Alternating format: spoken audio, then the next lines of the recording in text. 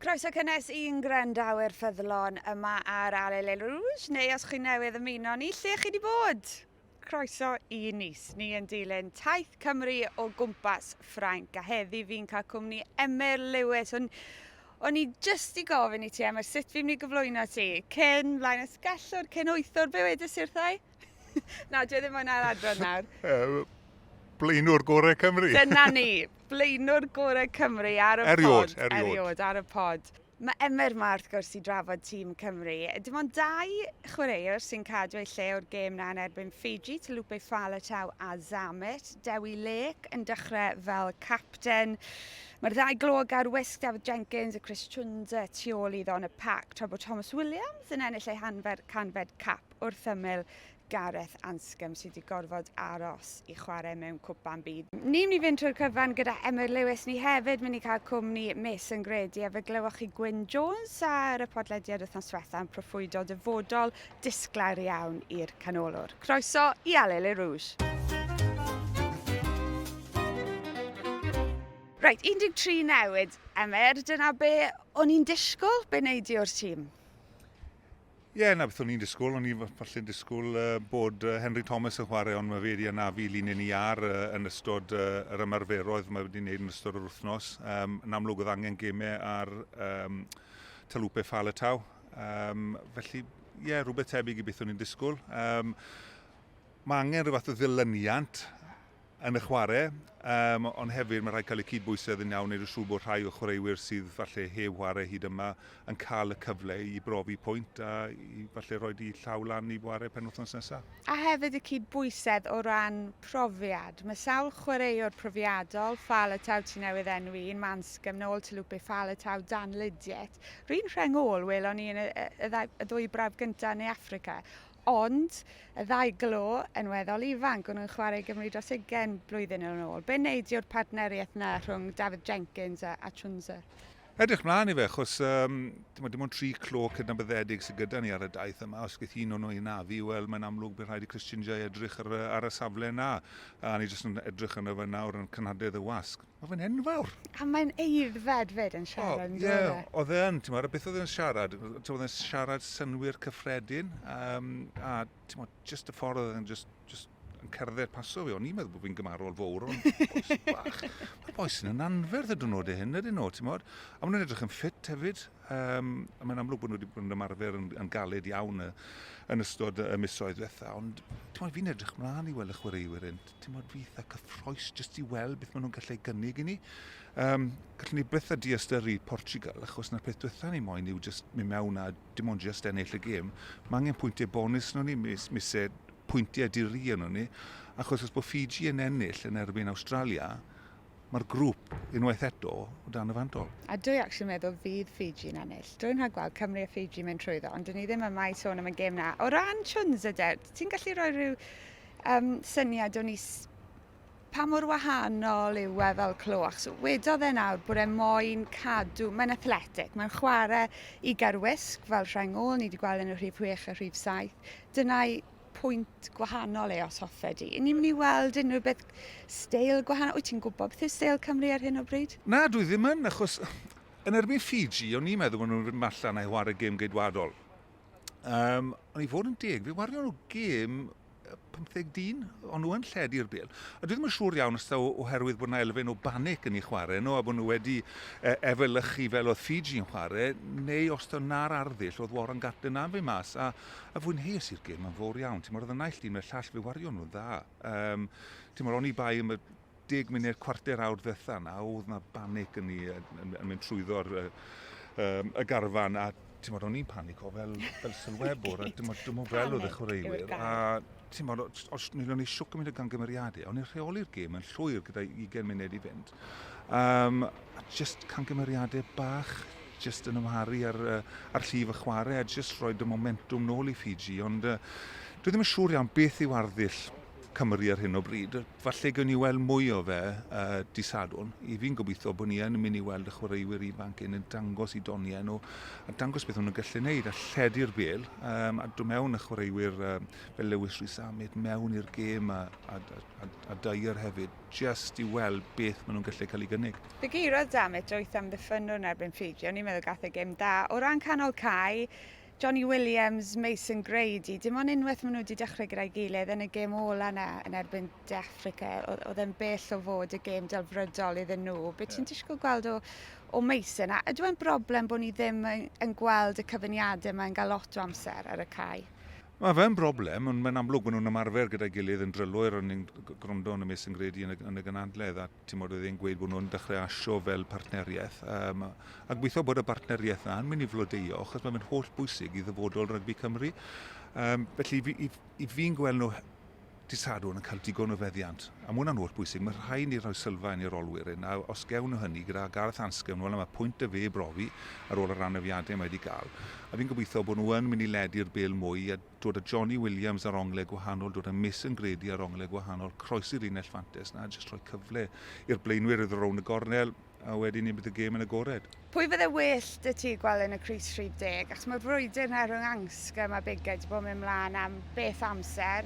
Ni'n anghofio Anscombe oedd yn dechrau Rys Cymru yn y camp lawn na 2019, mae wedi cael sawl anaf. Mae'n brwydr diddorol, yn dyw e?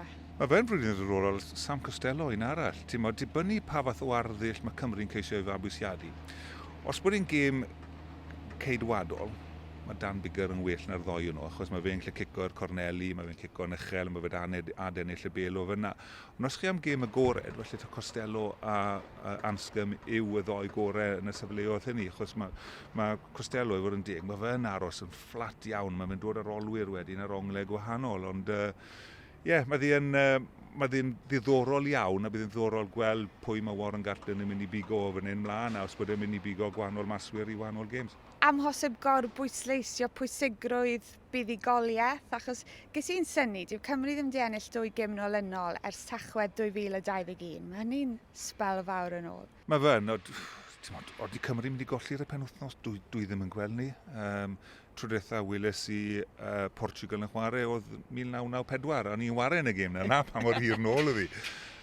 Felly dwi ddim yn siŵr iawn beth sydd gyda Portugal i gynnig. Maen nhw'n mynd i gynnig brwdfrydedd, maen nhw'n mynd i gynnig awch, angerdd, ond dyw hwnna ddim yn mynd i fod yn ddigon i feiddi Cymru, achos fi'n credu bod 15 dyn allan gyda Cymru na ar y penwythnos, sydd am brofi pwynt i Warren Gatland.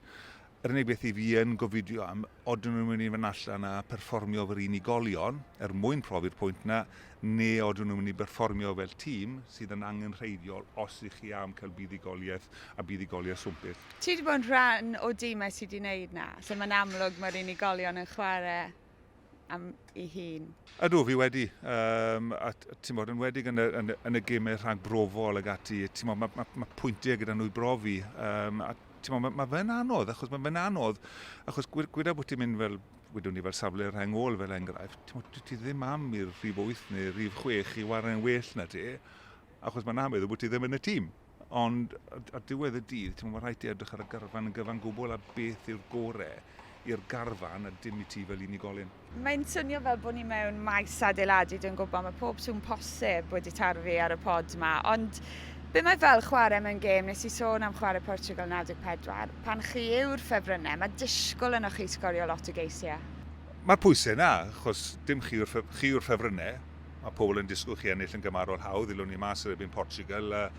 Yn ffodus prynu, fi'n credu to ni oedd pencampwyr y 5 gwlad ar y pryd, o'n ni wedi ennill y gystadleuaeth yn 94.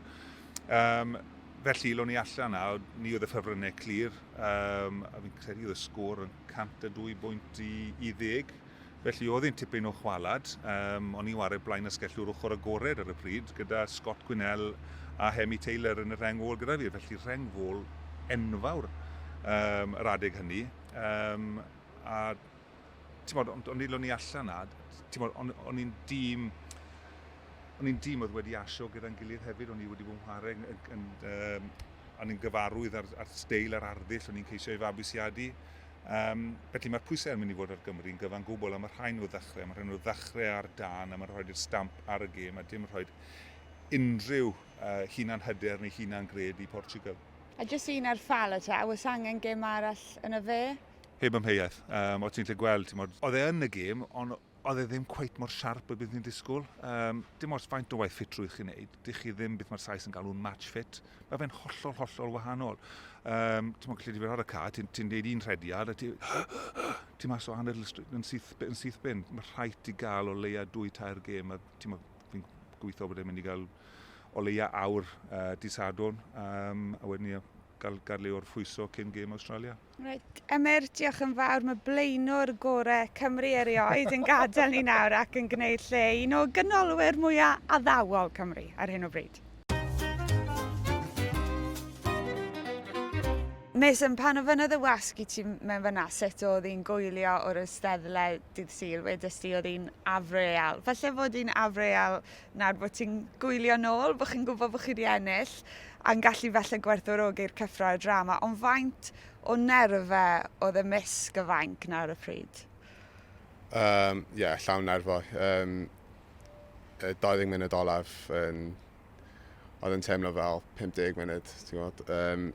Ond ni jyst yn hapus bod ni wedi cael y pwynt bonus a wedi ennill y gêm. So ni'n edrych ymlaen at y gêm nesaf nawr. A sut mae'n teimlo fel chwaraewr pan ti methu cael unrhyw effaith ar y gêm? Rhaid bod ti'n ysu chwarae, ti? Mae ddim yn teimlad neis i bod ar y fanc, dim gallu chwarae, ond i fod yn onest, mae'n sort of refo ti lan i'r gêm nesaf a yn mwynhau'r siawns i profi beth sy'n gallu gwneud yn y gêm nesaf. So fi'n edrych ymlaen. A ni'n gwybod pwy bynnag byddai'n colli'r gêm na. Chymod, yn ganlyniad torcalonis i Fiji, mae rhaid iddyn nhw nawr codi hunan lan. Faint o wahaniaeth mae buddigoliaeth di wneud i'r hwyliau, i'r timlad yn eich garfan chi?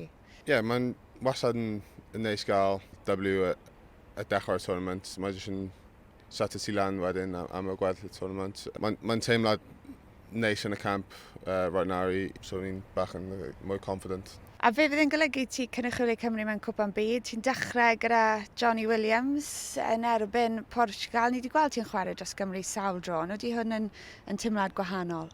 Gwylio gêm wythnos diwethaf, mae jyst yn dangos angerdd sydd yn y grŵp yma a ni'n gallu gwneud rhywbeth special. So fi'n really edrych ymlaen i chwarae yn Cwpan y byd. Mae wedi bod yn dream since fi wedi bod yn fi ddim yn cofio fel 3 mlynedd, so fi'n edrych ymlaen at chwarae. A un dyn arall sy'n edrych ymlaen i weld ti fi'n gwybod yw dy frawd Allez, achos mae fe mas mewn mwynhau ei hun, weles i fe yn cerdded o gwmpas traeth ddoe. A be yw datgofion di o weld e'n chwarae yn y gystadleuaeth yma? Bach yn mixed emotions, fi wedi gwylio fe sgorio hat-trick a wedyn mae wedi mynd bant gyda hamstring injury. So fi gyda bach o catching up i wneud i sgorio hat-trick yn y hanner cyntaf, ond fi ddim yn even meddwl am hwnna. Record teuluol. Ond ydw i'n mas o'n McFanrwydd, mae'n ymddangos i fwynhau ei hun yn yr heulwen? Mae bach mwy yn relax nawr, mae wedi retire. Mae jyst ar ei gwyliau gyda Fran, so mae'n mwynhau. A jyst yn ola, faint o chi sydd wedi dod trwy'r system os hoffech chi gyda'ch gilydd yn chwarae dan ddeunaw, dan ugain, jyst flwyddyn diwethaf. Mae pethau wedi digwydd yn gyflym iawn, Mason. So fi gyda Joe, Chris a Daf yn Italy blwyddyn diwethaf yn y sort of Cwpan byd. Oedd e ddim yn Cwpan byd, ond gyda under 20s. A ni'n jyst yn siarad am sut bydd yn y gol ni oedd i dod yn y World Cup. Oedd e bach yn silly gol, ond ni wedi wneud e. So mae'n teimlad gwych. Wel, fydd sawl un yn anghytuno fod yn silly gol yn gwrando i hwn. Nes i weithio fi bod ti heb cael brecwast so fi'n mynd i adael ti fynd. Ceri bwynhau dy brecwast, diolch yn fawr.